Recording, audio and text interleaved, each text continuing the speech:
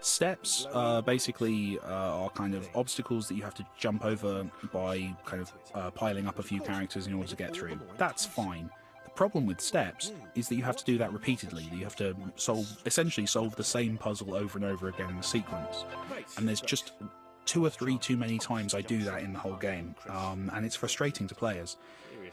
Yeah, it sucks. I went through and I removed quite a few of them. So if you're annoyed, you would have been more annoyed if I'd left it how it was. So yeah, it's a shame. I think there's some which are more acceptable than others. But yeah, if that's the worst bit of design in the game, I'm pretty happy though. So yeah, lesson learned.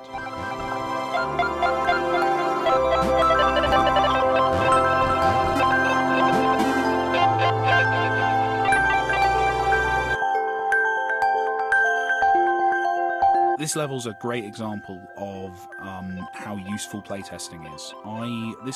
This map was always very similar to this, but there was one major kind of design difference, was that the stepping stones at the bottom of the screen had a wall, had no wall below them, so they were floating over water, which meant that you could fail about 8 or 9 times here, causing you to get very frustrated and angry. And it wasn't a soft fail where your character fell through and you got back up and carried on.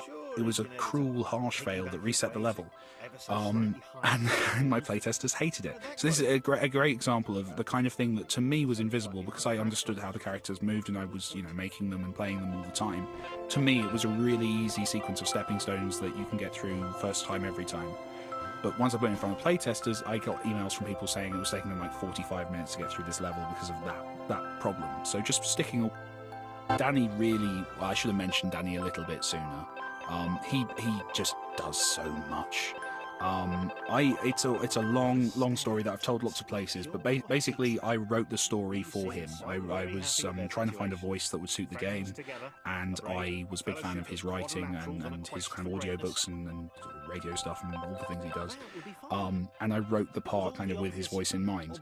And then I tried to find people who could do it, and no one could do it. And then I got drunk and emailed him. And he said yes, which was a bit of a shock. So I'm really chuffed. He did an awesome job. He's been really cool with the game. He's talked about it. He's been lovely, and he's just a really nice chap. He's also really fast. I'm recording this after recording some other stuff with Danny, and he's amazingly quick at what he does. I'm doing a much worse job, and the people in the booth are getting bored, I imagine, at this point.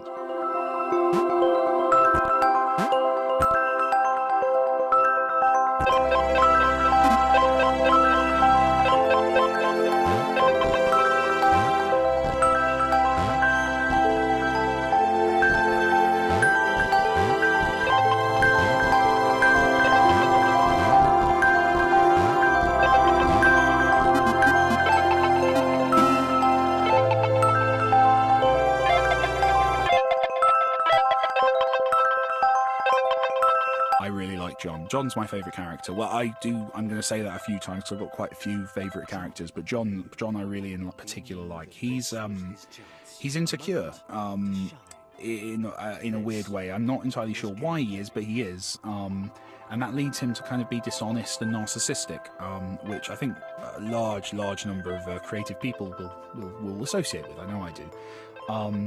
And he's so he's a really interesting character. I like the way he grows. I like his journey as he goes on, and I like the way that his power of kind of basically being the highest jumper is usurped later on by Sarah, and what that does to his view on his situation. So he's a very cool character.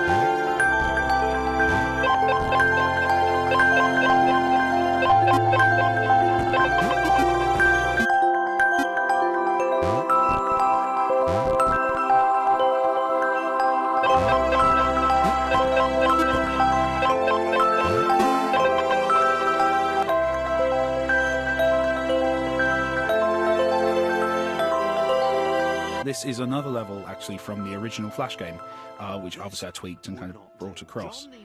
I really liked the idea of confined spaces as applied to this game, because with large spaces, having multiple characters with different abilities kind of hopefully feels kind of empowering, feels like you can do anything and get anywhere.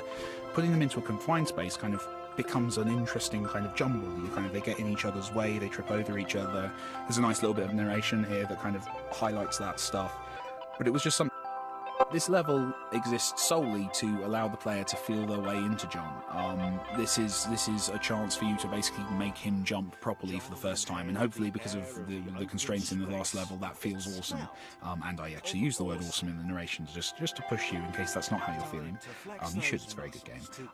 And then so you've now got access to this awesome jump, and you can do what you feel. Decided to press the switch to let the little dots catch up with him. John cared for his new allies. You could tell from the sympathetic expression he practiced in the mirror all these years.